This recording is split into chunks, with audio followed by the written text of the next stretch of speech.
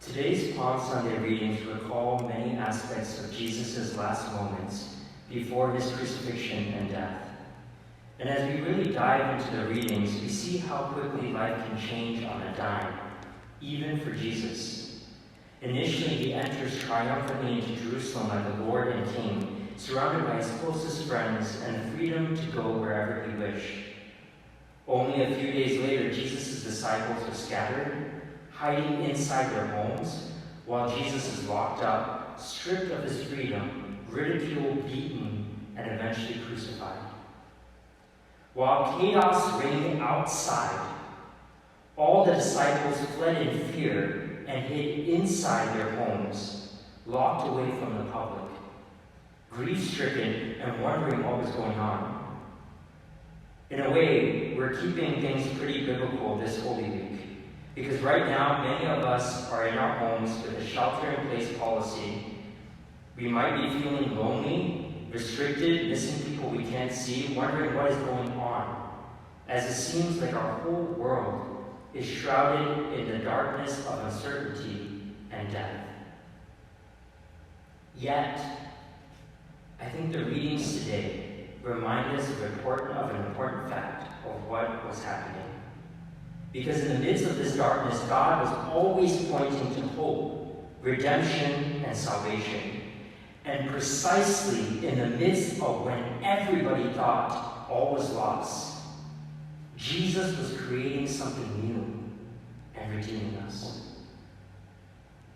What was this new and redeeming act? St. Paul says he emptied himself, taking the form of a slave. He humbled himself, becoming obedient even to the point of death, even death on the cross.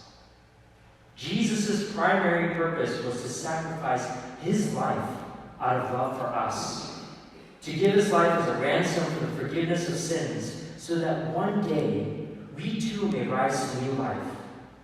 And it was this sacrificial, loving act of Jesus in the midst of the darkness of chaos that God brought about the redemption of the world.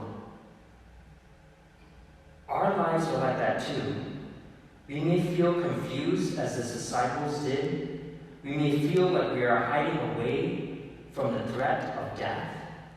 With public masses restricted, we may feel very much like the apostles who felt that Jesus had been taken away from them or that Christ had abandoned them. Where is the light? Yet Jesus' obedience, right? Trust in his heavenly Father and his divine plan made it possible for death to be defeated once and for all, and for all generations of people to be filled with hope. While we may not be fully comprehending all that is happening in the world and in the church today, this call to sacrificial love, laying aside our will for the will of the Father, is no less important right now than in times before. Father Richard Barris tells the story in 1997 of Hector Sanchez, who with his daughter was visiting the top of the Empire State Building when a gunman started shooting randomly.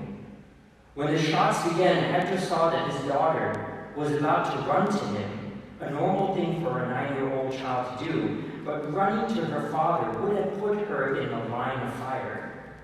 And so Hector yelled at his daughter to go through the nearby exit door, and he firmly and compassionately told her to do the opposite of what she instinctively wanted to do, which was to run into his arms. She paused, but ultimately turned and went through the exit, and she and her father lived that day. So Father Barris asks, what enabled her to stop in her tracks and go through a door where she would find panicking strangers instead of the face of her father?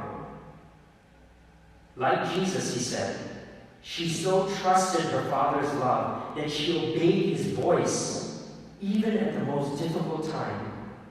She trusted her loving Father more than her immediate instinct.